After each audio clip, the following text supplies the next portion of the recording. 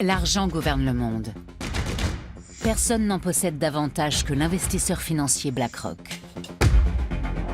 La société dispose de plus de 6 000 milliards de dollars d'actifs. Ils proviennent majoritairement de gros investisseurs, mais aussi de millions de petits épargnants.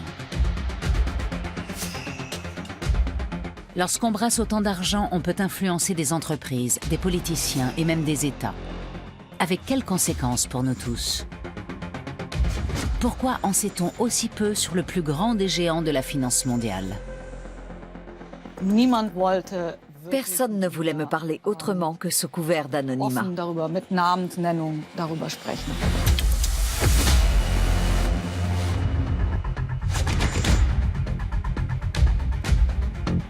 I think BlackRock is an extremely dangerous company.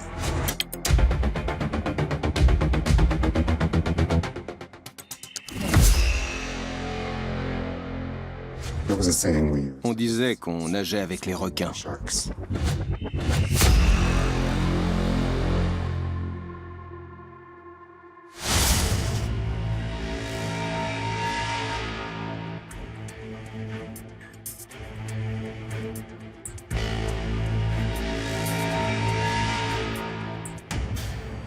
Le siège de BlackRock, le plus grand investisseur financier du monde, se trouve sur la 52e rue à New York, en plein cœur de Manhattan. Non pas sur Wall Street, mais dans un quartier de bureaux ordinaire.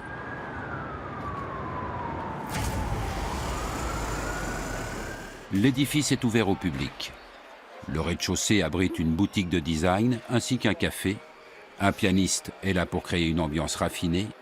Une cascade artificielle et de la verdure forment une oasis de bien-être.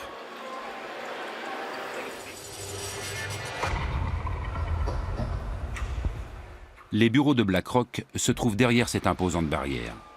Le soir, les livreurs de repas se bousculent au portillon. Quand on travaille ici, on ne compte pas ses heures. Les affaires passent avant tout. À la tête de la société, Lawrence D. Fink, surnommé Larry. C'est le gestionnaire d'actifs le plus puissant du monde. Ses 14 500 employés brassent plus de 6 000 milliards de dollars. Aucune autre société au monde ne gère autant d'argent. Un tel succès ne tombe pas du ciel. Il faut faire preuve de motivation, d'ambition, d'intelligence et d'un grand flair. On peut bien sûr avoir de la chance et engranger 1 milliard en un an. Mais ensuite, il faut maintenir ce niveau, décrocher de nouveaux clients, parvenir à conserver ses investisseurs et, dans l'idéal, se développer. Et BlackRock ne cesse de croître. Depuis son introduction en bourse en 1999, son cours est monté jusqu'à plus de 400 $. La première action que Larry Fink a tenue dans ses mains en valait à peine 14.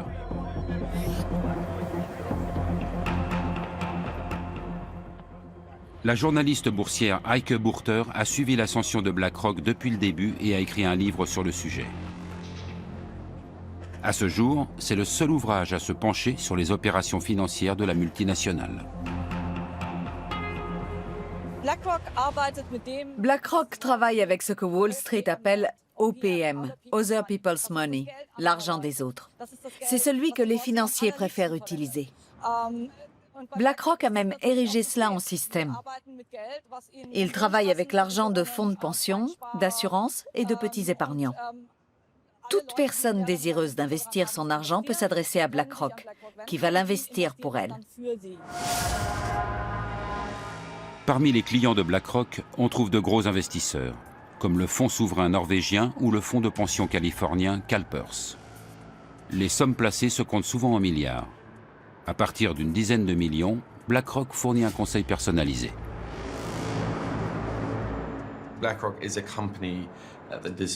C'est une société qui doit être surveillée, car il s'agit du plus grand groupe d'investissement du monde. Avec 6 000 milliards de dollars d'actifs, elle est plus grosse que la plupart des banques, du moins en termes d'argent brassé. Depuis la crise financière, les groupes comme BlackRock sont les nouveaux rois du marché. Je ne pense pas qu'on puisse dire que BlackRock soit une entreprise connue. Je pense qu'elle est même totalement inconnue en France, à l'exception des milieux financiers.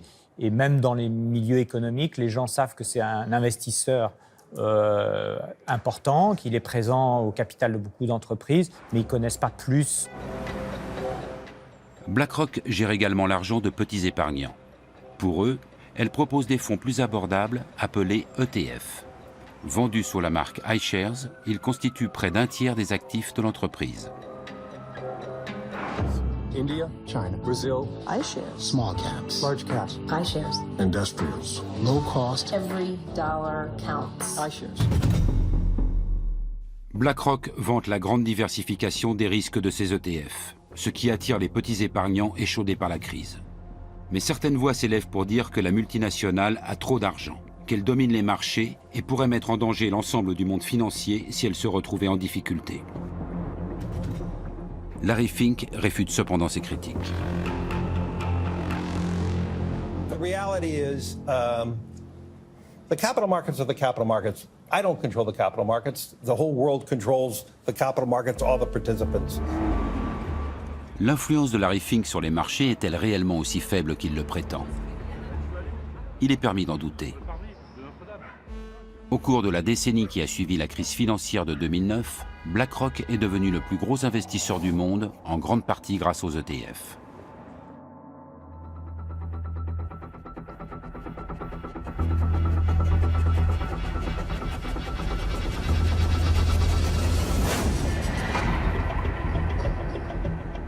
Juin 2009.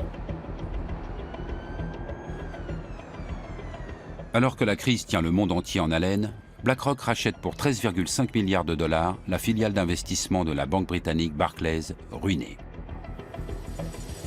Une transaction colossale.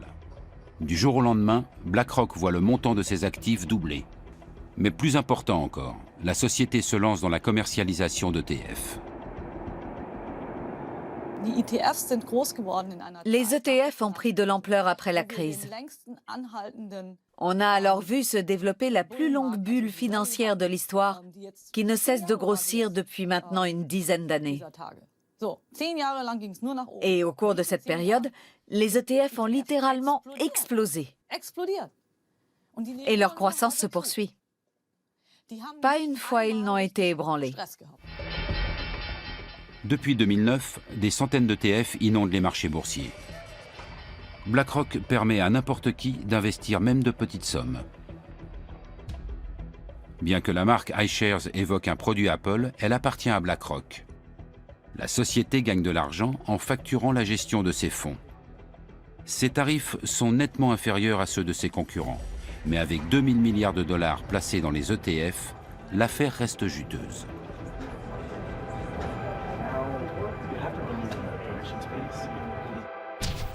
Le sigle ETF signifie Exchange Traded Funds, c'est-à-dire fonds négociés en bourse.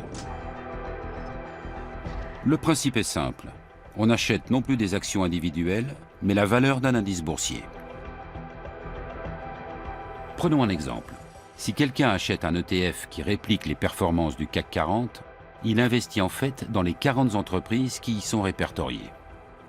Désormais, la valeur de l'ETF suivra toujours celle de l'indice. Si le CAC 40 grimpe de manière globale, l'ETF augmente aussi. S'il chute, l'ETF baisse également. Ainsi, plus personne ne décide des actions qu'il faudrait acheter. L'ETF suit automatiquement la valeur de la sélection d'investissement qui compose l'ensemble de l'indice. On fait un placement sur tout un marché ou sur un segment de marché. Tous les constructeurs automobiles, toutes les actions européennes ou ce que vous voulez. C'est un peu comme chez un marchand de glace. Il y a des ETF à tous les parfums. Depuis la crise financière, les clients n'ont plus confiance dans leurs banques. Nombre d'entre eux cherchent une solution transparente et rentable pour leur placement, d'autant que les comptes d'épargne ne rapportent pratiquement plus rien. Aux États-Unis, les ETF sont particulièrement à la mode. Actuellement, 2800 milliards de dollars sont placés dans les fonds négociés en bourse.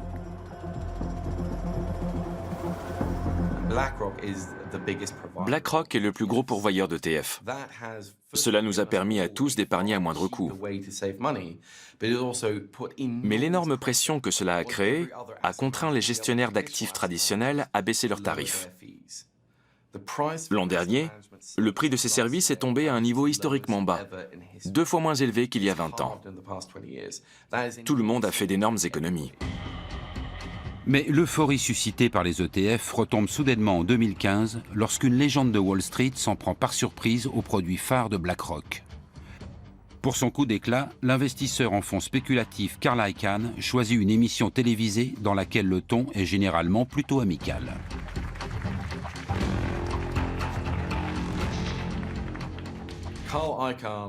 Carl Icahn est l'archétype, comment le dire poliment? C'est l'archétype du type qui est tellement riche qu'il se fout tout simplement de tout. Il peut dire ce qu'il veut. Et il lui arrive parfois d'être impertinent. Je pense qu'il a simplement voulu piquer au vif Larry Fink, qui n'était pas vraiment habitué à ce qu'on lui rentre ainsi dans le lard. I think BlackRock is an extremely dangerous company. Okay, and I mean this. C'est un vieux loup de mer de Wall Street. On l'a souvent dit fini, mais il a toujours rebondi. On peut ne pas l'apprécier, mais c'est assurément quelqu'un qu'il ne faut pas trop sous-estimer. You get this party mobile, and everybody in the party in this mobile, and they're all on this party, they're all having a drink. And in the drink, they're all having this drink and having fun. And you know who's pushing that thing? They're pushing it. It's Larry Fink and Janet Yellen. Pushing that. And they're pushing the goddamn thing. Sur le ton de la plaisanterie, Carl Icahn accuse devant les caméras Larry Fink et Janet Yellen, alors présidente de la Réserve fédérale américaine, de prendre le risque d'une nouvelle crise financière. This party thing is going. Every once in a while, Janet wants to put the brakes on it. And Larry says, "No, let it go." And the people in the party are yelling, "No, no, don't touch those brakes. Don't touch. This is fun." And they're moving toward this cliff, see? And the cliff is there. And this thing is going to go over this cliff. And you know what's going to destroy it? They're going to hit a black rock. That's right. That's what I'm saying. Un spécialiste de premier plan qualifie BlackRock de danger pour le monde de la finance. Son attaque va ternir l'image de l'investisseur financier. Y a-t-il vraiment trop d'argent placé dans ces ETF ?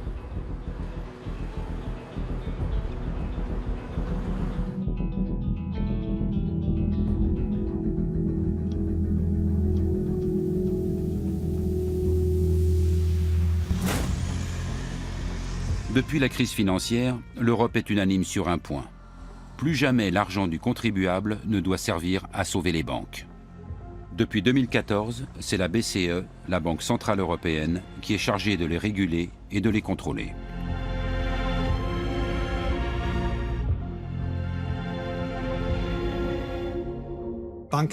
Les banques doivent posséder bien plus de fonds propres. Avant la crise, elles en avaient peut-être 8 ou 9% en moyenne. Aujourd'hui, dans la zone euro, elles en ont généralement entre 13 et 14%.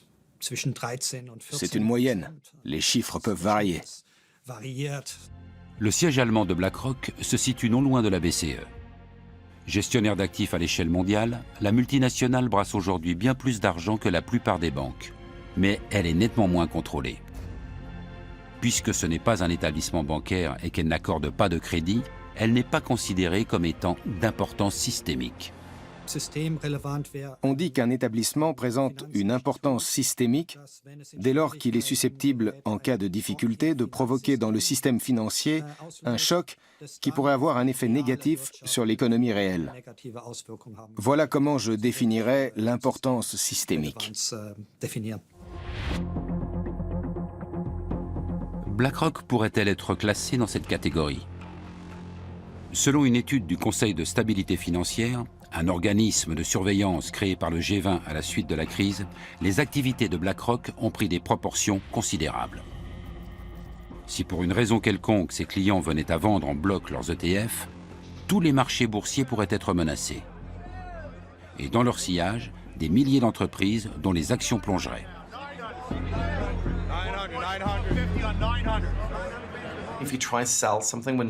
Si vous tentez de vendre quand personne ne veut acheter, le prix peut chuter très rapidement. La baisse se répercute alors sur l'ensemble des marchés. Et c'est l'effet boule de neige. On craint donc que les ETF s'avèrent dangereux sur certains marchés si les circonstances sont réunies. Et cette préoccupation est fondée. Avant la crise, il y avait plusieurs milliers de milliards d'ETF. Et tout allait bien. Ils se comportaient comme ils étaient censés le faire. C'est justement pour cette raison que les gens ont eu davantage confiance dans les ETF après la crise.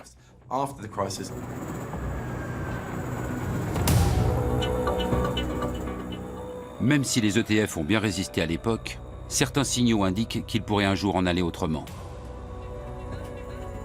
Comme lors du krach éclair de mai 2010, où les cours plongent subitement. Une grande partie des transactions concernent des ETF. Ce correspondant à Wall Street n'arrive pas à y croire.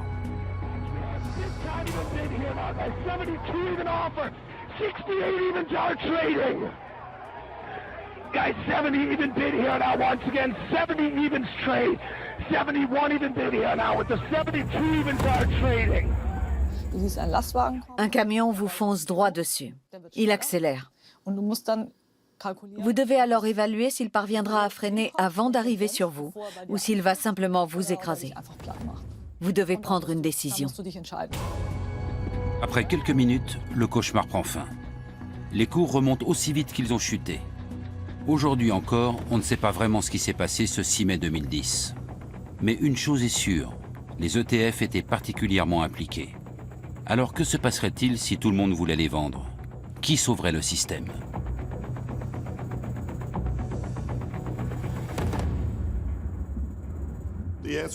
J'en sais rien.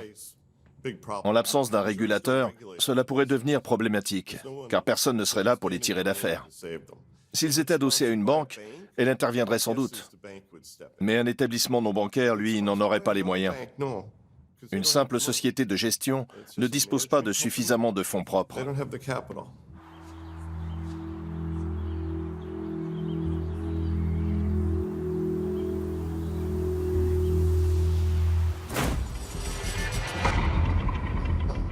Les fournisseurs d'ETF devraient-ils donc aussi constituer des réserves comme les banques? Ils disposeraient alors de moins d'argent pour spéculer et de moins de possibilités de faire des profits. Un scénario cauchemardesque pour les gros gestionnaires d'actifs comme BlackRock. Pour ne rien arranger, une étude internationale réalisée par des universitaires et publiée juste après enflamme la discussion sur l'importance systémique de BlackRock. L'un des auteurs enseigne à l'université McGill de Montréal. Je ne sais pas si notre étude prouve son importance systémique. En tout cas, elle indique que nous devons repenser le problème de la stabilité des marchés financiers. Il ne faut plus seulement réguler les banques, que l'on sait réglementer car on connaît très bien les risques qu'elles peuvent présenter, mais aussi les autres instituts financiers. L'étude s'intitule sobrement « Qui a peur de BlackRock ?» Les résultats n'ont a priori rien d'extraordinaire. Dès que BlackRock investit sur les marchés avec ses ETF, on constate un net retrait des autres investisseurs. Visiblement, la simple présence de la multinationale inquiète les autres gestionnaires financiers. L'explication est explosive. Ils craignent à l'évidence que BlackRock et les autres géants du secteur soient subitement obligés de retirer leurs gigantesques investissements.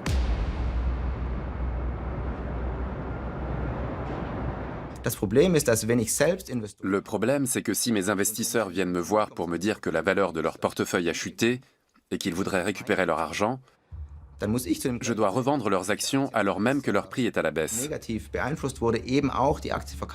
C'est-à-dire au moment le plus défavorable.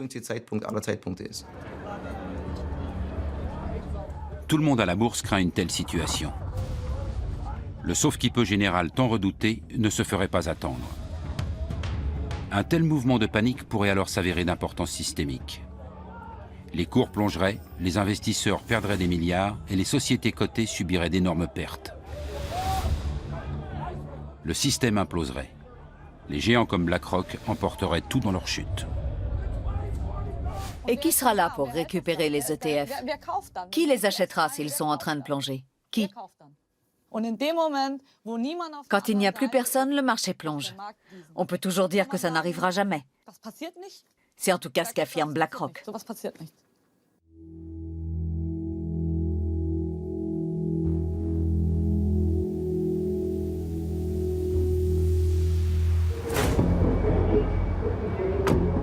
nous nous rendons en Californie pour rencontrer un ancien salarié de BlackRock.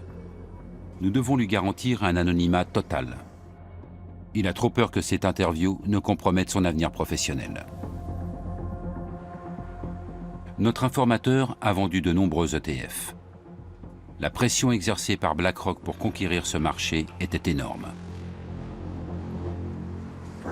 Il cherche peut-être à créer un duopole. Une telle chose serait très mauvaise. Face à BlackRock, ne subsisterait plus alors qu'un seul autre pourvoyeur d'ETF. On n'en est d'ailleurs pas très loin. Avec Vanguard, le numéro 2 du marché, BlackRock se partage déjà les 2/3 du marché américain. En Europe, les iShares représentent près de 50% des ETF. Des millions d'Américains veulent sécuriser leur épargne retraite grâce à des ETF. Ils placent une partie de leurs revenus chez BlackRock qui leur versera plus tard une pension. Le groupe est d'importance systémique, dans la mesure où il gère une part significative de l'épargne retraite de la population américaine. Dans ce tribunal se joue un procès croustillant. BlackRock contre BlackRock, entreprise contre salarié. L'entreprise aurait violé son obligation fiduciaire à l'égard de ses employés. La plainte évoque une véritable cannibalisation. BlackRock aurait constamment transféré l'argent de leur pension entre différents fonds médiocres et encaissé des frais à chaque opération. Cela signifierait que BlackRock, par appât du gain, a réduit les pensions de ses propres salariés dans le seul but d'accroître ses bénéfices. Le préjudice s'élèverait à des millions de dollars.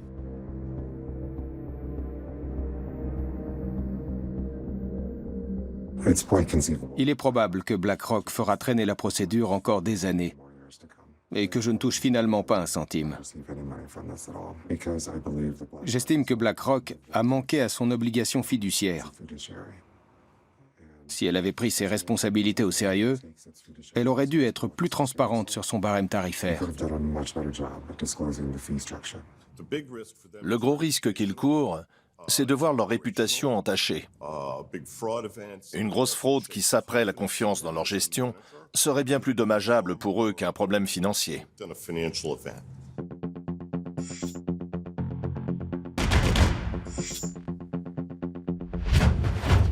Plus que son argent, BlackRock doit défendre sa réputation. Car si elle perd la confiance de ses clients, ses affaires sont menacées. Le groupe est aujourd'hui le plus gros investisseur sur les marchés mondiaux. Il est donc en mesure de les influencer. Mais quel est le secret d'un tel succès ?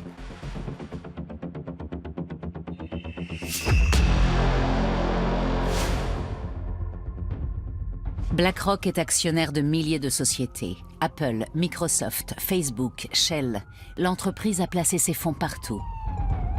Et même si cet argent est un simple prêt de ses clients, Larry Fink et ses gestionnaires peuvent en disposer à leur guise. Larry Fink a créé un écosystème comparable à celui d'une banque. Le groupe gère et génère beaucoup d'argent. Dès qu'il investit dans un nouveau secteur, les cours de la bourse grimpent immédiatement. Il pèse si lourd qu'il influence le marché. En Allemagne, BlackRock est un gros actionnaire dans les 30 plus grandes entreprises du DAX. Il en va de même en France, où la multinationale possède de larges parts dans les sociétés du CAC 40 comme Airbus, Renault ou L'Oréal. BlackRock est la cheville ouvrière des marchés financiers. C'est chez elle et chez les autres gros investisseurs institutionnels que les investisseurs américains et du monde entier placent leur épargne retraite. Ces groupes investissent pour nous. Ils sont les intermédiaires qui garantissent nos pensions et le bon fonctionnement des marchés. Ils ont une grande responsabilité.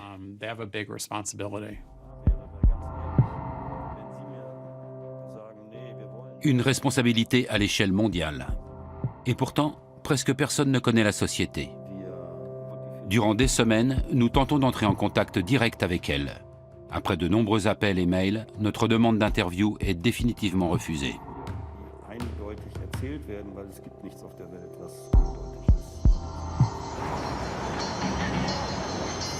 La journaliste Heike Burter en a elle aussi fait l'expérience. Depuis bientôt 20 ans, elle écrit sur Wall Street pour diverses rédactions. Mais au cours de ses recherches pour son livre sur BlackRock, elle s'est heurtée à un énorme mur de silence. Oui, en effet. Et quelque chose m'a surprise. Même parmi les gens extérieurs à BlackRock, ceux qui y avaient travaillé autrefois, qui espéraient y entrer un jour ou qui collaboraient simplement avec la société, personne ne voulait me parler autrement que sous couvert d'anonymat.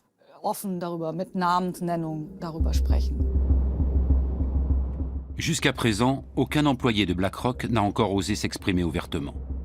Même l'ex-salarié que nous rencontrons à San Francisco redoute l'influence de son ancien employeur. Il évoque la pression quotidienne subie chez BlackRock. Pour être franc, on se plaignait beaucoup. C'était un environnement très stressant. L'organisation était très horizontale et il y avait pas mal de jeux de pouvoir. Beaucoup de gens voulaient avoir l'air important et gravir les échelons. Les plaintes étaient nombreuses. Quand je travaillais là-bas, on avait l'habitude de dire qu'on nageait avec les requins. Notre informateur développait des fonds pour les marchés internationaux.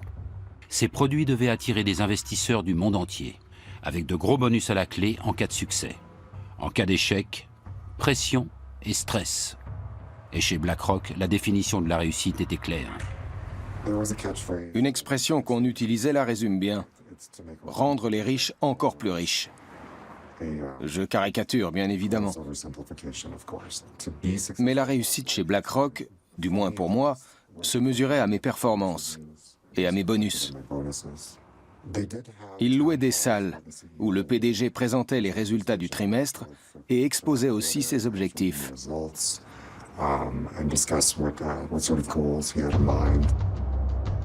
Ce qui se passe à l'intérieur de la société ne fuite presque jamais. Suivant l'adage, discrétion est mère de confiance. Mais qu'est-ce que BlackRock a de plus que les autres ?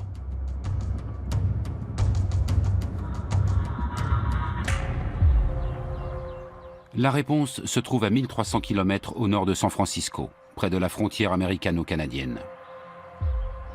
Wenatchee est une petite ville de 30 000 habitants.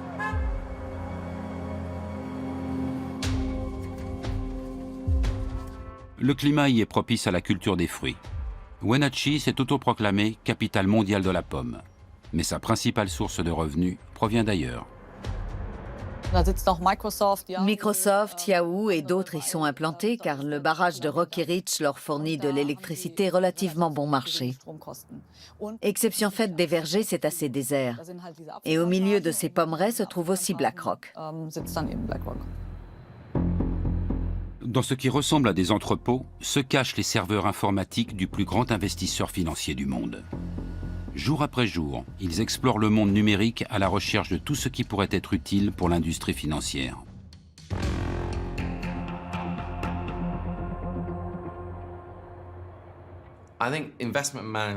La gestion de placement est grandement tributaire de l'information et elle utilise donc bien plus de données que d'autres secteurs.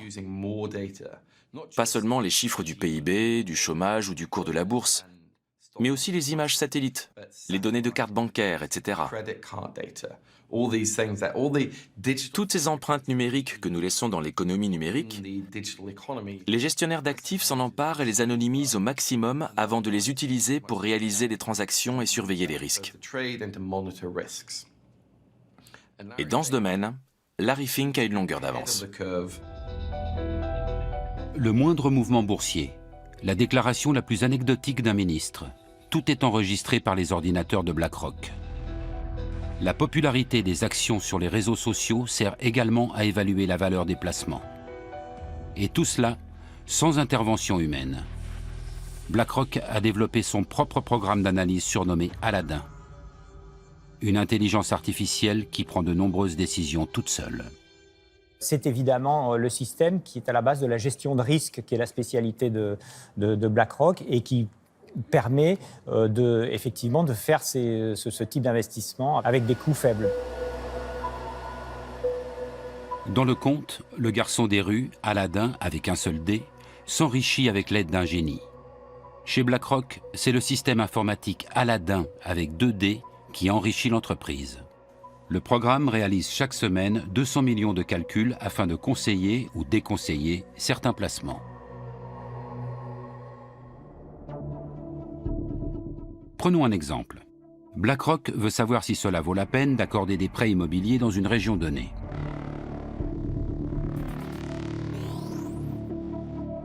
Aladdin remarque que ces derniers temps, beaucoup de crédits de ce type y ont été résiliés prématurément. Dans la masse des données, il découvre une constante. La région compte une proportion importante de cadres d'une grande société informatique.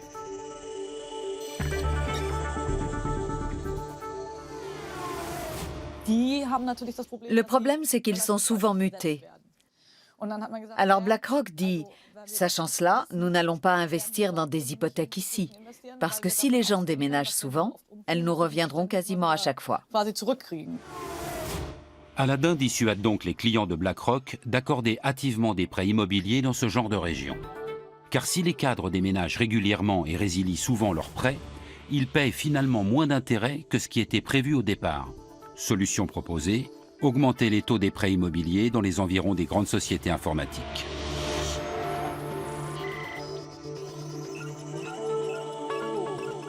Mais Aladdin rapporte encore plus d'argent à BlackRock dans bien d'autres secteurs. Quelles sont les entreprises à suivre? Lesquelles sont surévaluées ou présentent des risques? Quels sont les projets des politiques? Où émergera la prochaine crise? Aladdin en sait davantage que n'importe qui.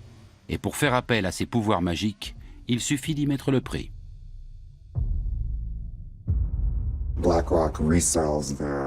BlackRock conditionne les informations qu'elle collecte en fonction des besoins et les revend à de très grosses entreprises qui pourront ainsi gérer leurs propres actifs. En fait, Aladdin est une plateforme de gestion des risques. Aladdin est la clé de tout. BlackRock vantait déjà son pouvoir dans une vidéo promotionnelle en 2013. La banque de données y est ouvertement présentée comme un outil presque omniscient. I'm smarter than any algorithm. More powerful than any processor. Because I am Aladdin. Because I am Aladdin. A new kind of intelligence. For a new world of investing. Aujourd'hui, Aladdin brasse pas moins de 18 000 milliards de dollars. Vous m'avez bien entendu. C'est presque autant que le PIB des États-Unis. Les Américains travaillent une année entière pour réunir cette somme qui, quotidiennement, au moment où nous parlons, passe par Aladdin. 18 000 fois 1 milliard de dollars. Un montant astronomique à 12 zéros. Mais que se passerait-il en cas de bug ou de piratage? Ayant utilisé ce produit, je sais à quel point les procédures pour introduire la moindre modification au système sont draconiennes, afin de réduire les risques. Cela reste néanmoins préoccupant que tant d'argent passe par cet unique système. Si Aladdin et un autre programme gèrent seuls tout l'argent de la planète, je crains un duopole à la Coca-Cola et Pepsi. Imaginez les risques que cela représente et le pouvoir qu'ils auront. C'est un problème systémique.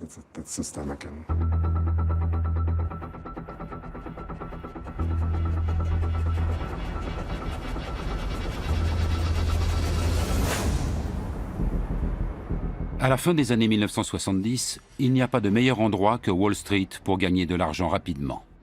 Pour devenir célèbre, on va à Hollywood. Pour faire fortune, direction la bourse.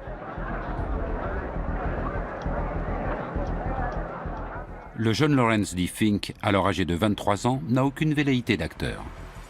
Sa maîtrise en administration des affaires immobilières en poche, il quitte Los Angeles pour se rendre à New York. Larry Fink était banquier d'investissement. Il a commencé chez First Boston. C'était un enfant prodige, un véritable crack. Les traders d'alors travaillent dans d'immenses salles de marché et réalisent des gains incroyables. L'actuel PDG de BlackRock aurait joué pas moins d'1 milliard de dollars en bourse avec son service. Mais soudainement, le conte de fées prend fin. J'ai étudié de nombreux grands chefs d'entreprise et ils sont presque tous milliardaires. J'ai constaté que souvent, au début de leur carrière, ou parfois au milieu, ils ont connu un gros échec personnel qui leur a fait perdre énormément d'argent, voire leur emploi. La malédiction de Wall Street frappe Larry Fink au milieu des années 1980. À la suite d'une baisse des taux d'intérêt, des propriétaires échangent leurs anciens prêts onéreux contre de nouveaux prêts à des taux plus avantageux. Larry Fink ne l'a pas vu venir et se retrouve soudain avec sur les bras une montagne d'actions dont plus personne ne veut. Il a perdu 100 millions de dollars et est devenu persona non grata dans sa banque. D'autres sont passés par là. Quand vous prenez un tel bouillon, on vous évite dans l'ascenseur comme si vous étiez pestiféré. Plus personne ne veut être vu avec vous. Vous devez alors vous tourner vers autre chose. Ce qu'il a fait. J'ai effectué des recherches pour savoir s'il avait été licencié ou s'il avait démissionné. C'est difficile à dire, mais c'est probablement lui qui est parti. En 1988, Larry Fink parvient à convaincre la société d'investissement Blackstone de créer avec lui une nouvelle entreprise. Blackstone Financial Management mise sur une gestion des risques la plus parfaite possible. Peu après, Larry Fink en change le nom. BlackRock est né. Elle se caractérise par l'incroyable accent qu'elle met sur le risque, sous toutes ses formes, au point que cela en devient presque obsessionnel.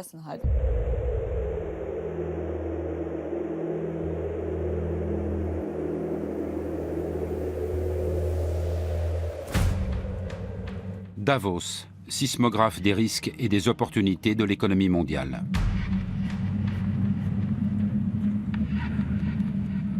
Une fois par an, jusqu'à 5000 policiers et militaires lourdement armés sont mobilisés dans ce village suisse où l'élite financière de toute la planète organise son forum économique mondial. Davos est une plateforme idéale, car les PDG de toutes les grandes entreprises, notamment technologiques, sont présents et viennent y puiser des connaissances. L'accès au forum est réservé aux participants dûment accrédités. Et seuls les chefs d'État sont autorisés à venir accompagnés de leur garde du corps.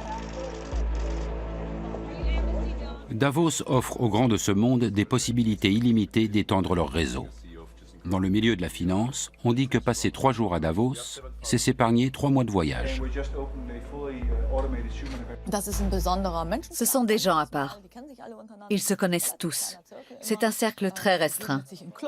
Ils se retrouvent dans des clubs ou à Davos. Ils s'assoient ensemble et discutent de l'état du monde, des inégalités sociales et des moyens d'y remédier. Ils évoluent dans les hautes sphères. Et BlackRock a toujours voulu être de la partie. Larry Fink rencontre ici des chefs d'État, des hommes politiques ou des PDG. Parfois, ils participent ensemble à des tables rondes. Mais la plupart du temps, ils s'entretiennent à huis clos. Larry Fink gère des actifs du monde entier. Cela va d'un fonds gouvernemental koweïtien à un fonds de pension allemand, en passant par une assurance australienne. Comme il a accès à toutes ces données, dans lesquelles il puise depuis plus de 20 ans, il a un aperçu unique de l'état du monde de la finance.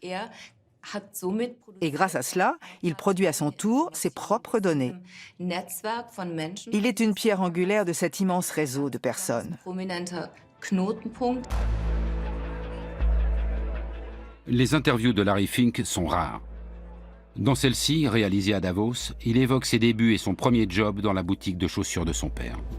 At 10 years old, I was required to learn how to sell shoes and help my father. Well, I learned how to deal with people pretty early in my career, and it was a great learning lesson how to deal with people, how to appeal to people's needs, and I was a pretty good shoe salesman.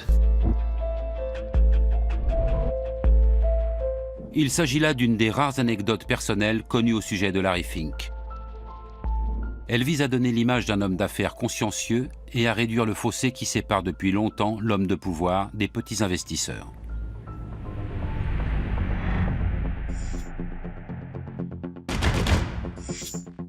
Malgré un incident de carrière, le PDG de BlackRock est aujourd'hui l'un des hommes les plus influents du monde de la finance.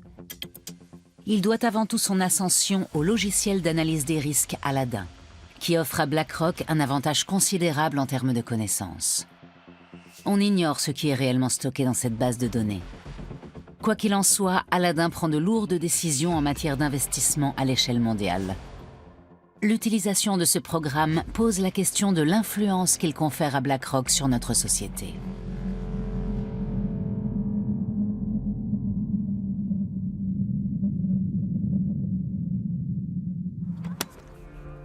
La fondation allemande Ethicon se préoccupe de la responsabilité sociale des entreprises. Ces dernières années, ses militants se sont intéressés à plusieurs reprises à BlackRock. Ils ont notamment passé au crible les déclarations publiques de Larry Fink. Our asset owners, our clients are demanding us to focus on things like ESG, to focus on societal needs. They are now looking for examples in which they can invest. And so I do believe the power of the community, I do believe the power of society is forcing the companies to navigate. spricht davon, dass Unternehmen Il dit que les entreprises ou les grands groupes devraient s'inquiéter pour leur image, car les jeunes les scrutent de plus en plus sur les réseaux sociaux. Larry Fink publie régulièrement des lettres adressées aux dirigeants des entreprises dans lesquelles BlackRock a investi. Il s'y montre attaché à leurs responsabilités sociales. La société exige que les entreprises, à la fois publiques et privées, se mettent au service du bien commun. Pour prospérer sur le long terme, toute entreprise doit non seulement produire des résultats financiers, mais également montrer comment elle apporte une contribution positive à la société. C'est le discours à la mode actuellement. Mais pour moi, il ne s'agit que de blabla idéologique. Il se présente comme un visionnaire et un philanthrope, alors qu'il sait pertinemment ce que font ces entreprises, notamment Rheinmetall. Rheinmetall est l'un des plus gros fabricants d'équipements militaires d'Europe. Basé à Düsseldorf, le groupe vend des armes dans le monde entier. La fondation Ethicon a donc décerné à la société et à ses investisseurs un prix négatif, le Black Planet Award. En tant qu'actionnaire important, Larry Fink est nommément cité. Par l'intermédiaire de BlackRock, il investit dans de gros groupes, en particulier ceux dont les marges bénéficiaires sont les plus attrayantes. Même s'il sait très bien que ces entreprises s'enrichissent grâce à d'épouvantables guerres civiles, comme celle qui déchire en ce moment le Yémen. Il investit également dans des entreprises qui gagnent de l'argent en détruisant la nature.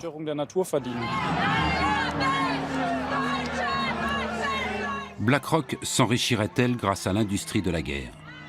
De fait, l'action Rheinmetall a pris énormément de valeur.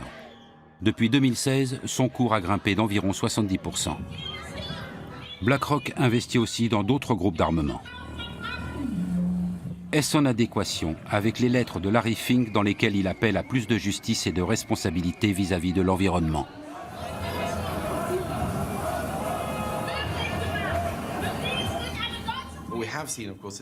Larry Fink aime bien envoyer chaque année sa lettre aux dirigeants d'entreprise pour leur donner ses directives.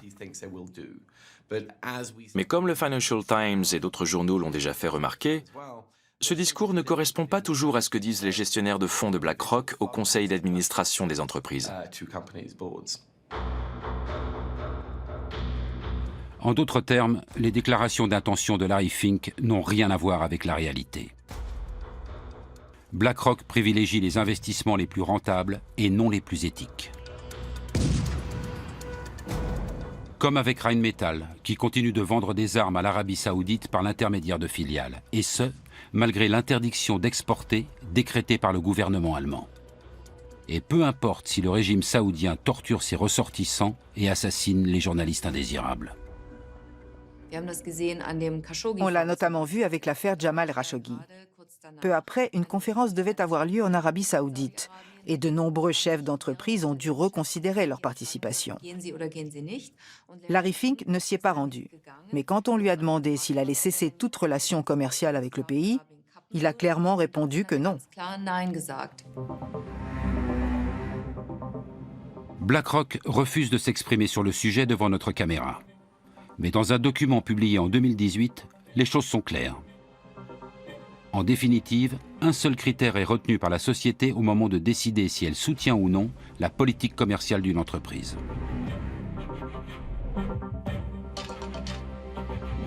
Nous voterons contre la direction si l'entreprise ne réagit pas ou ne semble pas agir dans l'intérêt à long terme des actionnaires. BlackRock reconnaît donc indirectement faire pression sur les entreprises lorsque les affaires ne vont pas comme prévu. Dans ce même document, la société indique également qu'elle souhaite promouvoir des critères ESG, c'est-à-dire environnementaux, sociaux et de gouvernance. Mais elle ajoute: les critères ESG sont souvent mal compris et on croit qu'ils impliquent de tenir compte des valeurs sociales et politiques dans le processus d'investissement. Il n'en est rien.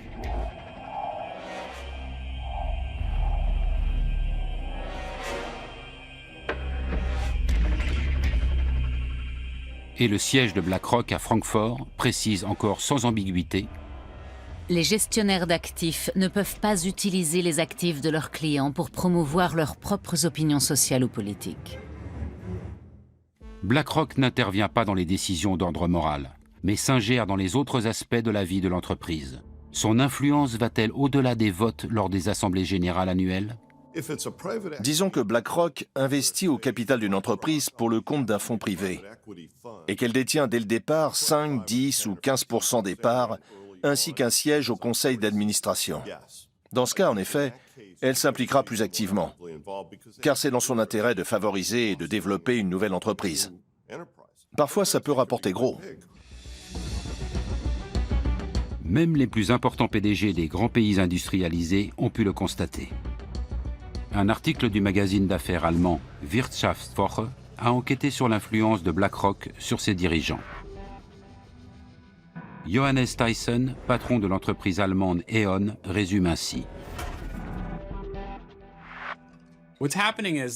le département gouvernance d'entreprise de BlackRock rencontre ces entreprises, mais ces sociétés elles aussi cherchent à les rencontrer. C'est une réalité. Ils ont de l'influence, mais ils n'ont besoin de rien forcer. Simplement, ils décident. Le PDG d'une grande entreprise cotée en bourse se doit d'avoir une vue d'ensemble complète de ses actionnaires. Il a intérêt à ce qu'il s'agisse en majorité de gros fonds d'investissement plutôt que d'une multitude de petits actionnaires ou de fonds spéculatifs. Mieux vaut avoir de gros joueurs qui possèdent 5 ou 7% de vos parts avec leurs clients parce que ça vous apporte de la stabilité.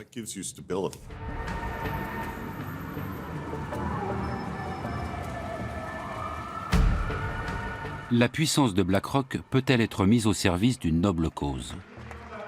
En décembre 2017, Emmanuel Macron invite à Paris des hommes politiques, des entrepreneurs et des responsables du secteur financier pour la première édition du One Planet Summit. Une décision importante est prise en clôture. Avec le soutien de la France et de l'Allemagne, BlackRock devra développer un fonds censé investir, par exemple, dans les industries durables en Afrique. L'approche de ce projet a été faite à travers effectivement la rencontre entre Larry Fink et le président Macron. Le souhait à la fois de Larry Fink était de s'engager à la demande de ses clients sur des projets d'investissement verts. Et le président Macron est à l'initiative de cette plateforme d'engagement que rejoignent beaucoup d'acteurs du secteur privé et des acteurs de la finance. Larry Fink demande ensuite au président français de lui ouvrir le marché des pays en développement, officiellement pour sauver le climat. Mais on peut aussi penser que la France et l'Allemagne aident tout simplement BlackRock à conquérir de nouveaux marchés et à gagner des investisseurs supplémentaires. On lui propose de sortir de sa zone de confort. Et comme il ne connaît pas particulièrement les géographies des pays du Sud, notamment Afrique, les deux agences de développement, que ce soit la KfW ou l'AFD, sont pour lui un partenaire essentiel pour maîtriser le risque. Aucun projet n'a encore été concrétisé. Une chose est néanmoins sûre. Le fonds ne devrait pas investir dans les pays très pauvres, mais uniquement dans les marchés en expansion. la volonté de BlackRock de quitter sa zone de confort pour sauver le climat a visiblement ses limites. D'autant que le groupe continue d'engranger de l'argent avec des entreprises peu soucieuses de protéger l'environnement. Cette contradiction entre parole et acte a donné lieu à de nombreux actes de protestation. Larry Fink se fait régulièrement épingler pour ses investissements dans les énergies sales comme le charbon, le pétrole ou le gaz.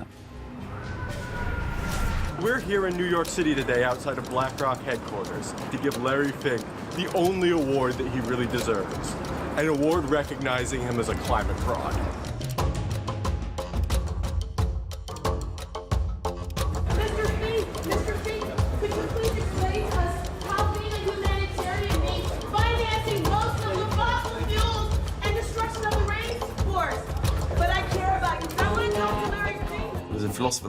Un philosophe a dit que du bois courbe dont est fait l'homme, rien de droit n'a jamais été taillé. Et BlackRock reste une entreprise, malgré ce que peut en dire Larry Fink.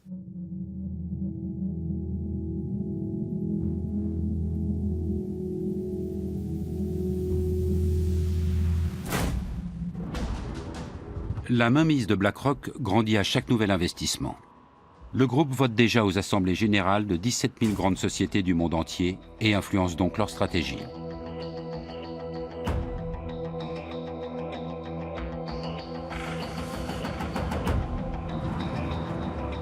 Pour le chercheur Martin Schmaltz, c'est une bonne raison d'étudier scientifiquement l'influence de l'investisseur financier. Étant donné que BlackRock est le principal actionnaire de très nombreuses entreprises, quelles conséquences cela a-t-il pour l'économie mondiale ? J'imaginais que Bill Gates était l'actionnaire majoritaire de Microsoft, de même que Steve Jobs ou Tim Cook chez Apple, ou encore Mark Zuckerberg chez Facebook, comme la presse peut le laisser entendre. Mais il s'avère qu'il n'en est rien. J'ignorais totalement que dans ces sociétés, les plus gros actionnaires sont non pas les fondateurs, mais Vanguard, BlackRock ou d'autres investisseurs de ce type.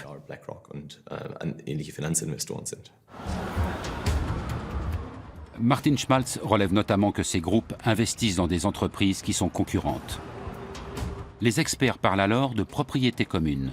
Par exemple, BlackRock possède des actions à la fois chez Adidas et chez Puma. Avec quelles conséquences sur la concurrence ? La propriété commune, c'est le fait que les gros actionnaires possèdent des parts dans pratiquement toutes les entreprises du monde. On craint que cela réduise la concurrence. Et en effet, les sociétés grossissent, elles diminuent en nombre et elles dominent certains secteurs. Mais on ignore si cela est dû aux investisseurs institutionnels. Afin d'en savoir plus, Martin Schmaltz et ses collègues ont analysé le marché du transport aérien américain.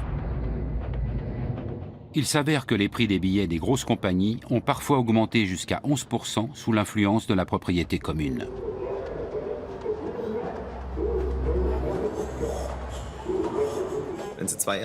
Disons que vous possédez une compagnie aérienne, et moi une autre, et que nous décidons d'échanger une partie de nos actions afin de devenir propriétaires à part égale. Nous avons alors beaucoup de propriétés communes. Les chiffres montrent que lors de telles transactions, généralement moins extrêmes que dans cet exemple, les prix du marché augmentent, en l'occurrence ceux des billets. Et inversement, quand vous revendez une partie de vos actions afin de réduire votre propriété commune, alors les prix baissent à nouveau. Les recherches de Martin Schmaltz montrent l'influence de la propriété commune sur le comportement des dirigeants d'entreprises concurrentes. Quand ils savent que leurs propres investisseurs ont des parts dans d'autres entreprises, ils ont tendance à moins se battre sur le terrain de la concurrence. Ce faisant, ils amorcent une spirale dangereuse. Si le PDG de la première entreprise fait un peu moins d'efforts pour réduire les coûts, et peut ainsi accroître ses profits, et que le PDG de la seconde fait de même, alors les coûts vont augmenter globalement dans le secteur. Ça va ralentir la demande et conduire les entreprises à moins produire. Quand les entreprises produisent moins, les prix des produits sont plus élevés, du simple fait que moins d'offres fait monter les prix. On peut donc se retrouver dans une situation paradoxale où les marges augmentent dans le secteur, alors même que l'effort de réduction des coûts est moindre. Cette étude a fait grand bruit dans le monde entier. Même la célèbre université de Berkeley surveille cette nouvelle menace qui plane sur la concurrence. Celle-ci, si Martin Schmaltz a raison, ne serait plus en péril uniquement en cas d'accord direct sur les prix.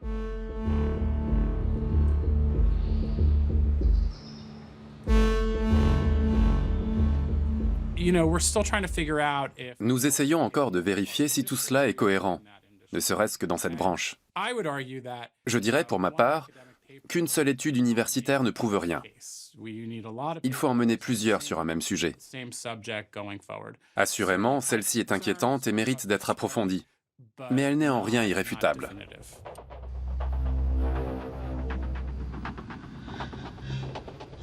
Martin Schmaltz a également étudié le secteur bancaire américain.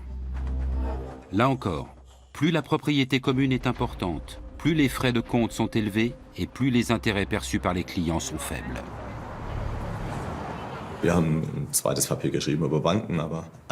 Nous nous sommes penchés sur les banques, mais d'autres se sont intéressés aux prix pratiqués par les grands groupes de semenciers et ont, là aussi, montré les effets de la propriété commune.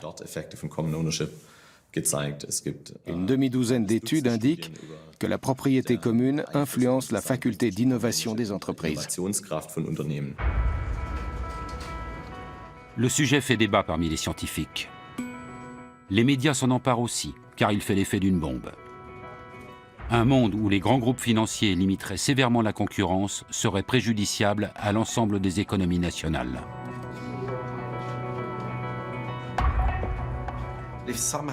Si la concurrence disparaît, nous allons nous retrouver dans le pire des cas avec un capitalisme de copinage, ce qui n'est pas sain. Nous en sommes encore bien loin, mais certaines hypothèses avancées par Martin Schmaltz et d'autres sont fascinantes. Ce qu'elles soulèvent doit nous pousser à la vigilance et à la réflexion, car BlackRock et d'autres grands pourvoyeurs d'ETF continuent de grossir. Si Martin Schmaltz a raison, l'économie de marché pourrait en être bouleversée. Les concurrents ne se battraient plus pour gagner la faveur des clients, mais seulement celle de leurs investisseurs. L'intéressé est souvent invité pour présenter les résultats de l'étude. Ici, devant l'Office fédéral des ententes, l'autorité allemande de la concurrence abonne. Cette question que Martin Schmaltz a soulevée au sujet de la propriété commune a déjà trouvé son application ici. Nous examinons les choses au cas par cas et nous essayons de voir quels effets cela pourrait avoir sur la concurrence. Mais à ce jour, aucun cas n'a encore mené à une interdiction pour ce motif.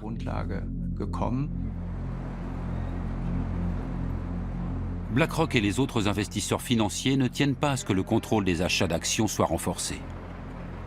Rien d'étonnant à cela.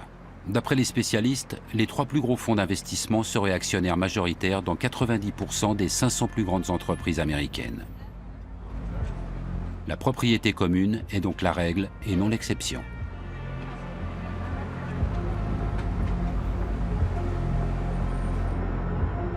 Plus le débat fait rage, plus on voit surgir des contre-expertises censées renforcer la position de BlackRock. La direction de l'entreprise ne manque pas une occasion de critiquer les conclusions de Martin Schmaltz.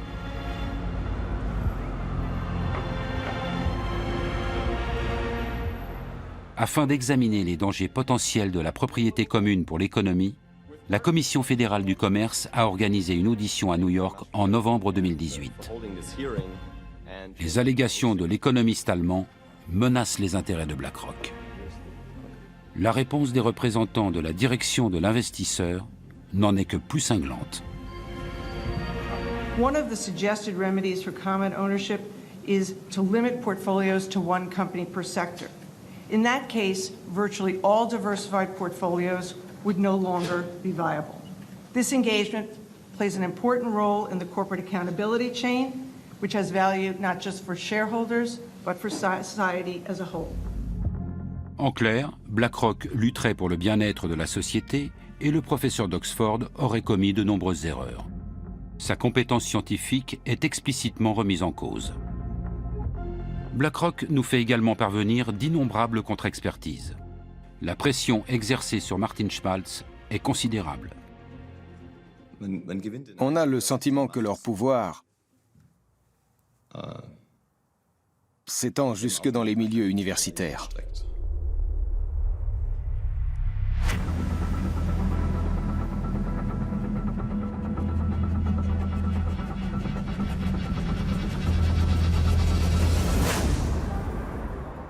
Dans le quartier de Wall Street, personne ne doute de l'impact significatif de BlackRock sur les marchés. Mais comment l'entreprise est-elle devenue si puissante en si peu de temps?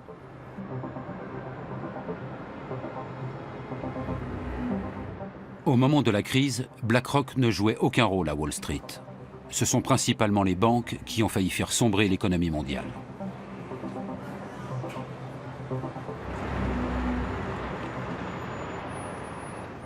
En septembre 2008, la banque d'investissement américaine Lehman Brothers fait faillite, ébranlant dans son sillage le système financier mondial. L'une des tâches les plus urgentes consiste alors à déterminer la gravité réelle de la situation pour les divers instituts bancaires. Sur quels titres toxiques ont-ils spéculé? Quelle est l'ampleur des dégâts? Qui peut répondre à ces questions? Et surtout, à qui peut-on encore se fier?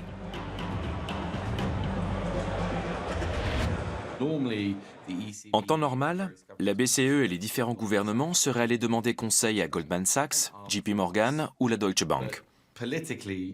Mais après la crise, c'était politiquement délicat. Alors quand vous cherchez quelqu'un qui connaît vraiment bien les marchés, vous vous tournez vers les investisseurs, les gestionnaires de fonds qui passent leur journée à réfléchir au marché et à leur bon fonctionnement. Il était donc naturel qu'ils deviennent des conseillers de premier plan. Aux États-Unis, le secrétaire au Trésor et la Réserve fédérale s'adressent à Larry Fink et chargent BlackRock d'analyser les comptes d'AIG, le plus grand groupe d'assurance du monde. Larry Fink assure au directeur de la Réserve fédérale de New York, Timothy Geithner, qu'Aladin permettra à son équipe de reconnaître les titres toxiques. Le programme informatique de BlackRock devient la bouée de sauvetage de la Réserve fédérale, totalement démunie. Aucun appel d'offres n'est réalisé. Ces projets ne s'obtiennent pas sans relation. Bien sûr, ils sont annoncés. Mais avec BlackRock, étonnamment, on fait souvent valoir qu'il fallait aller vite, trouver quelqu'un en urgence. Le contrat suivant ne tarde pas à venir. Le président américain Barack Obama et Timothy Geithner doivent sauver Citigroup. Personne ne sait exactement combien de créances douteuses détient la banque. BlackRock entre dans son calculateur toutes les informations et les données concernant le géant bancaire. Résultat, le gouvernement américain alloue à ce dernier des milliards de dollars d'aide publique.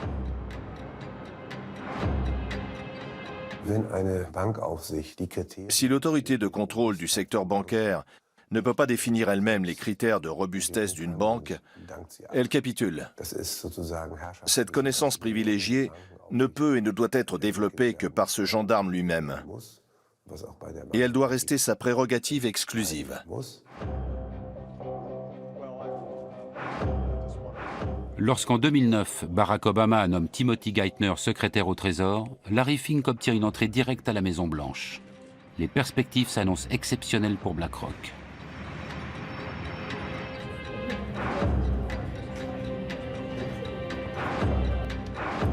À mesure que ses liens avec la Réserve fédérale et le secrétaire au Trésor se renforcent, de nouveaux domaines d'activité s'ouvrent pour BlackRock, désormais chargé de tester la résistance des banques américaines.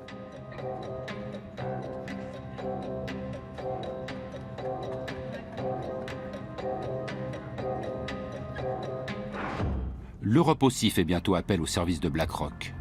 À la suite de la crise financière, l'Union européenne renforce la réglementation sur les banques. En 2014, la BCE est chargée du contrôle bancaire européen.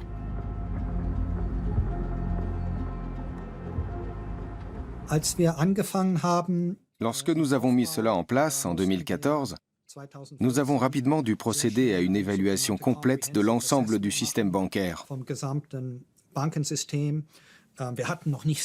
Nous disposions encore de peu d'effectifs. C'est pourquoi nous avons aussi sollicité l'aide de consultants externes pour nous aider à mettre tout cela sur pied. L'avantage, c'était que certains travaillaient pour d'autres autorités de contrôle international. Nous avons donc pu intégrer les bonnes pratiques de chacun d'entre eux. C'est depuis ces bureaux que sont actuellement régulées les principales banques européennes. Les employés de la BCE collaborent avec BlackRock et d'autres consultants externes. La plus haute autorité de contrôle public en Europe partage ainsi ses données économiques les plus sensibles avec BlackRock. Larry Fink ne risque-t-il pas de se servir de ces informations pour son propre compte? On s'assure évidemment que les consultants que nous avons choisis mettent en place des Chinese Walls pour dissocier clairement leur activité de conseil pour nous de la gestion qu'ils opèrent pour leurs propres clients. C'est parfaitement normal dans une banque d'investissement. Et s'il s'avérait que quelqu'un mélangeait un peu les genres, il serait renvoyé sur le champ.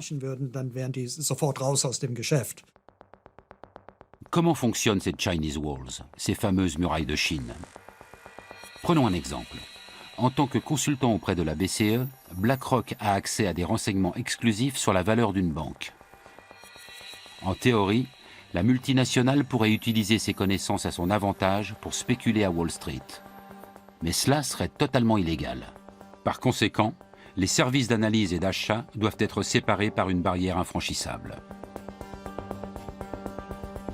Chaque société embauche à cet effet des employés supplémentaires censés protéger ces murailles. Ces gens sont assis à côté des gestionnaires de fonds et leur disent « Vous ne devriez pas faire ceci.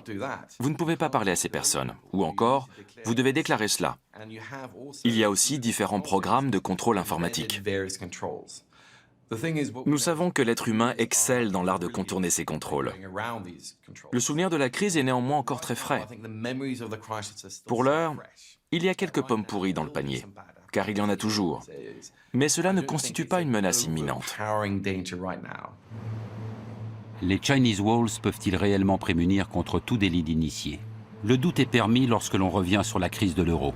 En juillet 2015, BlackRock a en effet acheté des obligations d'État grecques au moment même où le monde entier spéculait sur une prochaine chute de leur valeur.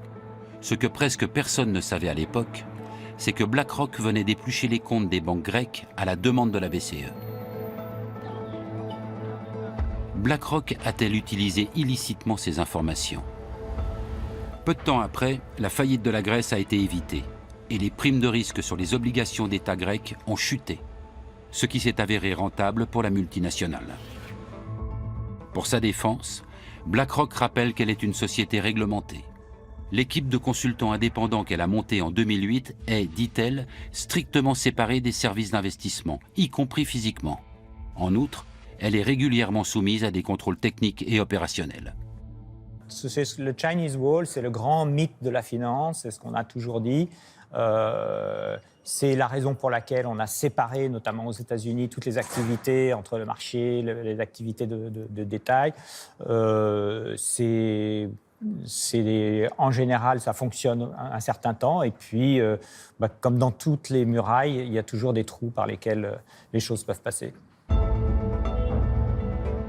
En Grèce, le groupe américain éveille à nouveau les soupçons.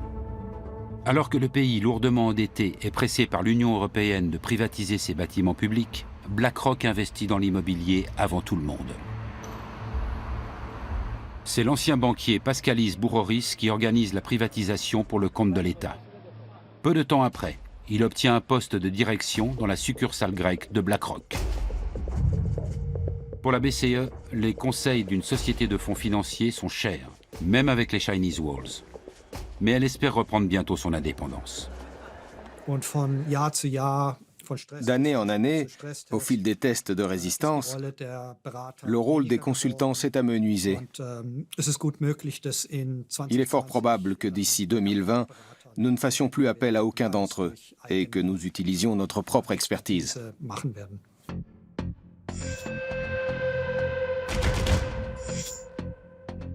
Non seulement BlackRock est le premier investisseur financier du monde, mais la société conseille également les gouvernements et les banques centrales. Beaucoup craignent que cette activité lui donne accès à des informations sensibles sur le système financier, qu'elle pourrait utiliser à son avantage. Mais même si BlackRock ne tire aucun parti de ses connaissances d'initié, une question se pose. À quel point est-elle liée au monde politique ?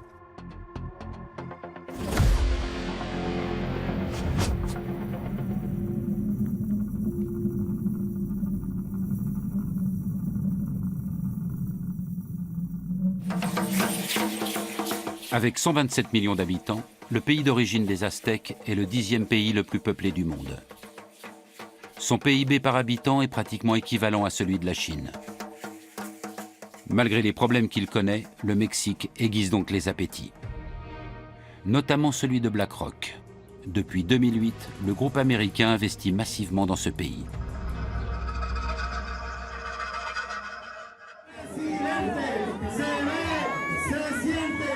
À l'approche des élections présidentielles de 2018, la multinationale a des raisons de s'inquiéter lorsqu'un nouveau candidat se présente. Il s'agit d'un politicien de gauche, Andrés Manuel López Obrador, ancien maire de Mexico. Beaucoup d'investisseurs craignent qu'il ne nationalise d'importants secteurs de l'industrie, comme le souhaitent nombre de ses partisans. Le candidat le plus fort était alors M. López Obrador, l'actuel président du Mexique. C'était celui qui allait le plus à l'encontre des courants politiques et économiques dominants en vigueur dans le pays depuis des décennies.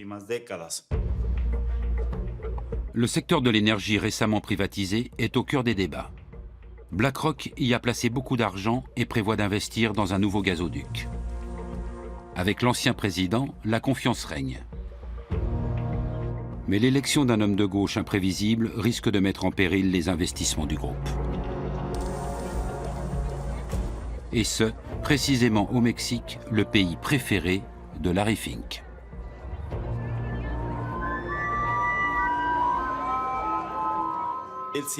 Il a toujours eu une relation privilégiée avec le Mexique. Il a souvent répété qu'il aimait ce pays. Et une chose est sûre, BlackRock a investi plus de 60 milliards de dollars dans divers fonds au Mexique. Le contraste ne pourrait être plus grand. Alors que BlackRock brasse des milliers de milliards de dollars à travers le monde, le modeste siège du parti de López Obrador se situe dans un quartier populaire de Mexico. C'est de ce bâtiment que le politicien mène sa campagne. Son quartier général n'a d'ailleurs pas bougé depuis. Pour parler aux candidats ou à ses hommes de confiance, il faut normalement passer par ce hall d'accueil.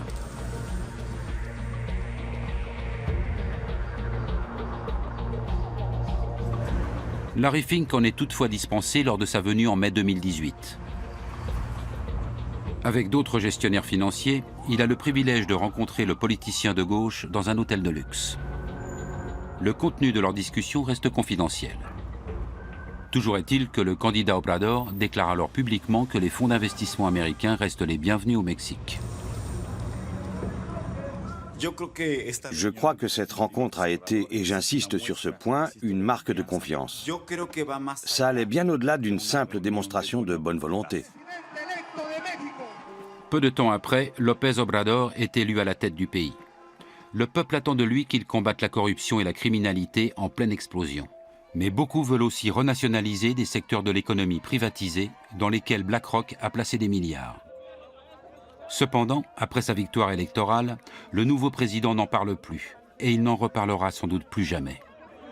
Car aucun dirigeant mexicain ne peut se passer de l'argent de gros investisseurs étrangers comme BlackRock. La probabilité que le président Obrador confisque ou chasse les capitaux étrangers investis au Mexique dans le secteur de l'énergie est nulle, pratiquement nulle, pour une simple question de survie. Aucun organisme international, que ce soit le FMI, la Banque mondiale ou la Banque de développement, ne prêterait de l'argent au Mexique pour compenser ces sommes.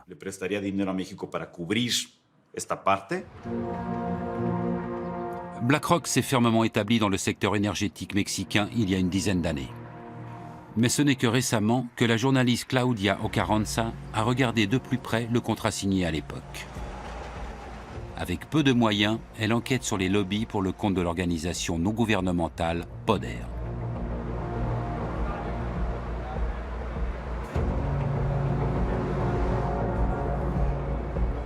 Pour des raisons de sécurité, nous ne pouvons pas filmer l'extérieur de son bureau.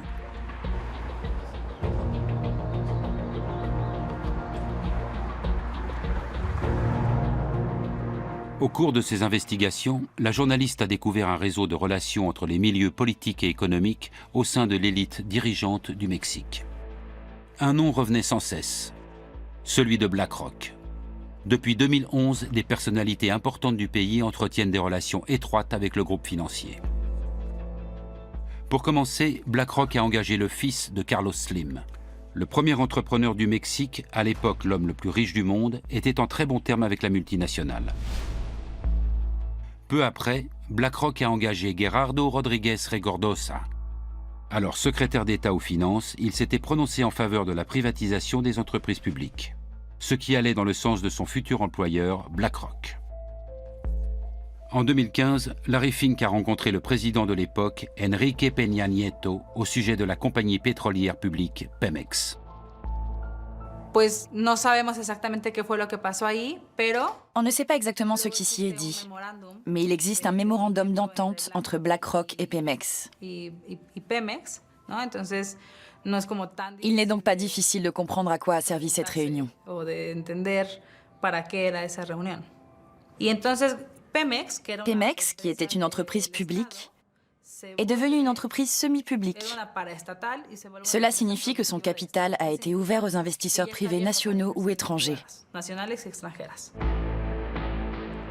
Claudia Ocarranza a eu accès au mémorandum. Il prévoit la création d'un bureau d'études commun à BlackRock et Pemex, ayant pour but de soutenir leur collaboration dans des projets énergétiques au Mexique. Le contrat proprement dit, qui contient tous les détails, reste à ce jour confidentiel. Officiellement, car il s'agirait d'un secret commercial et que cela pourrait menacer la relation entre BlackRock et Pemex, ainsi que la concurrence. Aujourd'hui encore, on ignore quel est le pourcentage maximal que BlackRock peut détenir dans une entreprise énergétique, ou quelles sont ses obligations en termes d'investissement. On n'en sait toujours rien. Mais la journaliste est parvenue à découvrir certains détails. BlackRock a accès à de gros projets énergétiques comme le gigantesque gazoduc Los Ramones. Avec un partenaire, la multinationale a injecté 900 millions de dollars pour développer cette infrastructure qui va relier le centre du Mexique au site de production de gaz de schiste au Texas. C'est le début d'une série d'investissements considérables dans le secteur énergétique mexicain.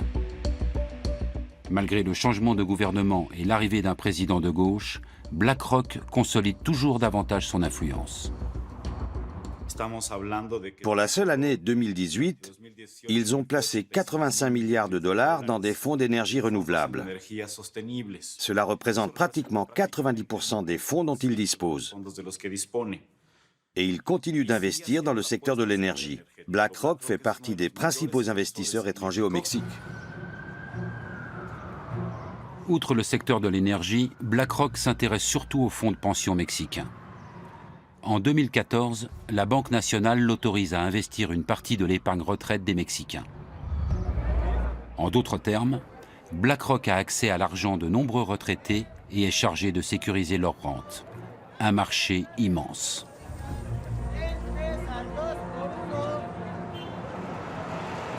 L'autorisation émane de la Commission nationale du système d'épargne pour la retraite, la CONSAR. Et ce, bien qu'un gestionnaire de BlackRock soit alors poursuivi pour délit d'initié.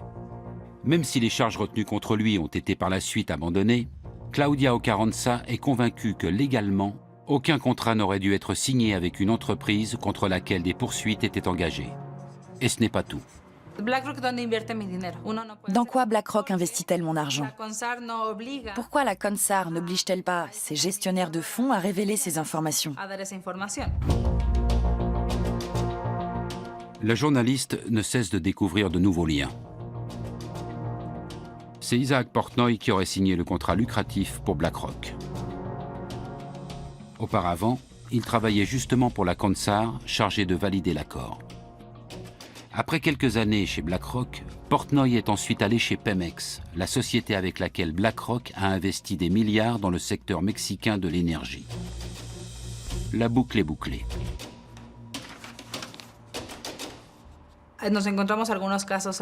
Nous avons rencontré quelques cas comme celui de BlackRock et Isaac Portnoy. Il est important de préciser que nous n'avons aucune preuve que celui-ci ait fait quoi que ce soit d'illégal. Mais nous savons qu'il siégeait à la CONSAR, qui réglemente les fonds de pension au Mexique. Un cas classique de pantouflage. Des personnalités importantes issues d'institutions publiques ou politiques se retrouvent chez BlackRock. Et inversement, en fonction des besoins.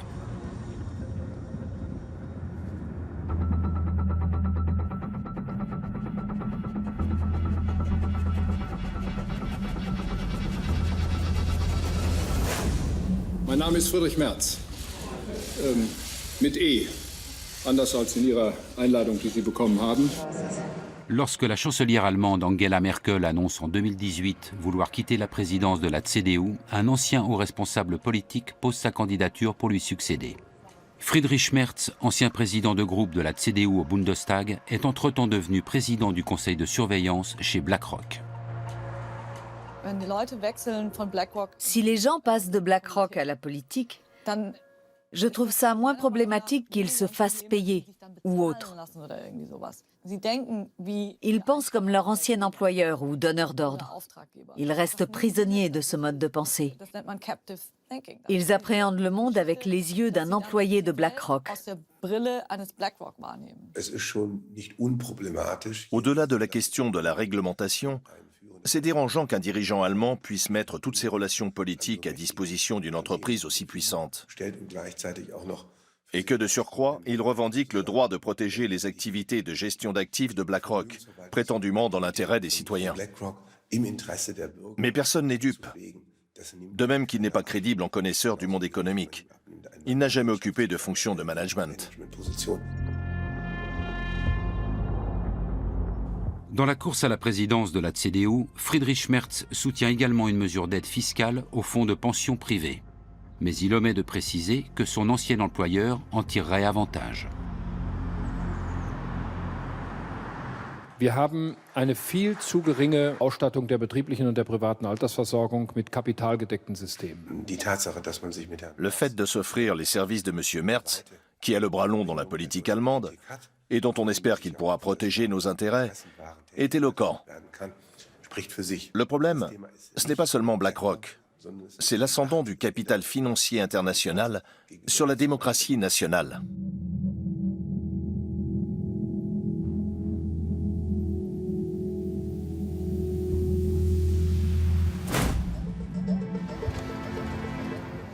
En France, 5 mois après l'élection présidentielle de 2017, une rencontre mémorable a lieu à l'Élysée. Emmanuel Macron invite des investisseurs, au premier rang desquels figure Larry Fink, le PDG de BlackRock.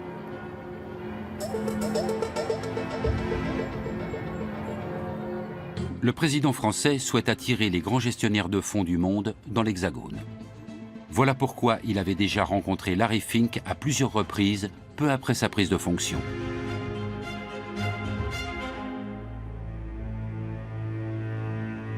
Aujourd'hui comme alors, les entretiens ont lieu à huis clos. Macron ne veut aucune caméra. Après, je pense qu'il est intimement convaincu, et je pense qu'il a raison de l'être, du fait qu'il faut être proche de ces gens-là, en tout cas en matière de business, pour parvenir à les faire s'installer sur le territoire français ou simplement y faire des investissements. Parce que ce qu'il cherche à attirer aussi, c'est l'argent, c'est les fonds. Emmanuel Macron veut favoriser les privatisations en France. À cet effet, le président de la République a créé une commission dont l'un des membres n'est autre que le patron de BlackRock France, Jean-François Cirelli. Cet ancien conseiller du président Chirac a aussi fait de Gaz de France l'une des plus grandes compagnies énergétiques du monde.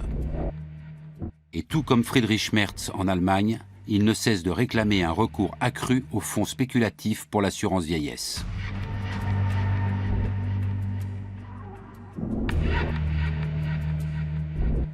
Nous faisons une étude chaque année pour savoir ce que veulent les Français pour leur retraite. En même temps, ils sont conscients que les régimes obligatoires ne suffisent pas pour assurer le niveau de vie qu'ils souhaitent à leur retraite.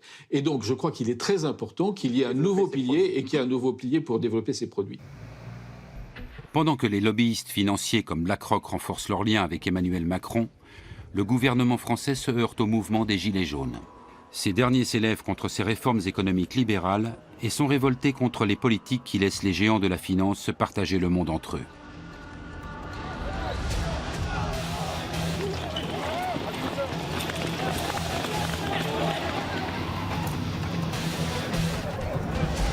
Du tout, donc ce sont des gens qui sont en protestation par rapport au système.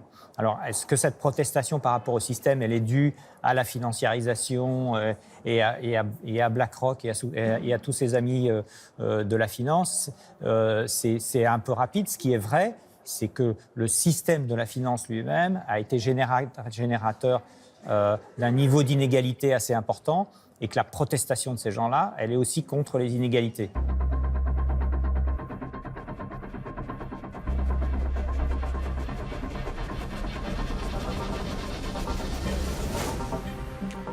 En Allemagne aussi, la résistance face au monde de la finance s'organise.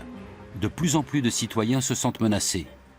Le Berlinois Russ Bettaieri s'indigne du prix des loyers dans la capitale allemande.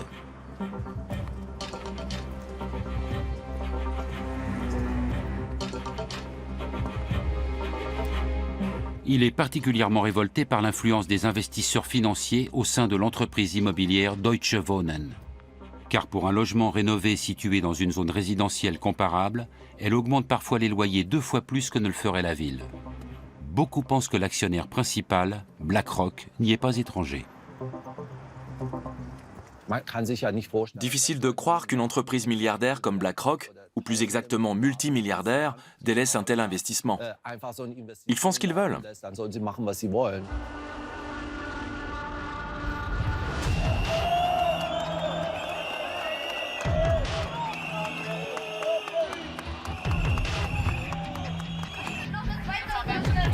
Des dizaines de milliers de personnes manifestent à Berlin afin de mettre un terme aux agissements de Deutsche Wohnen et de BlackRock.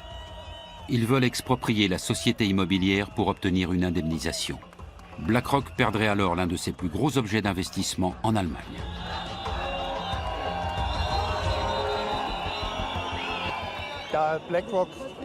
BlackRock possède aussi des actions de Deutsche Wohnen. Mais elle doit détenir près de 10% des parts. Ils préfèrent préserver leurs dividendes plutôt que d'entretenir les logements. Ils sont aussi chez Vonovia et dans toutes les grandes entreprises. BlackRock a tout intérêt à ce que les loyers augmentent. Russ Bettaieri a déjà récolté 70 000 signatures en faveur de l'expropriation. La colère contre les spéculateurs et les augmentations éhontées des loyers est si grande que le monde politique est bien obligé de prendre son initiative au sérieux.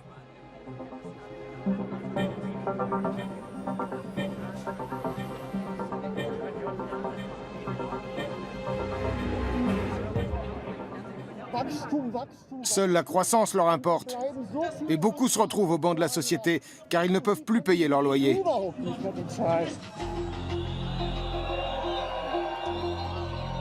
La pression de la rue a déjà fait bouger les choses.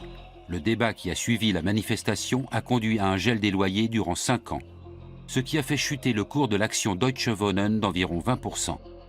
Pour BlackRock, c'est une source de revenus sûre qui menace de se tarir.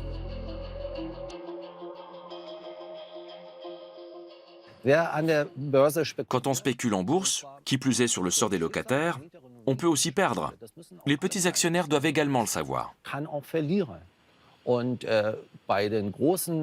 Je n'ai absolument aucun état d'âme à porter préjudice à de gros investisseurs institutionnels comme BlackRock.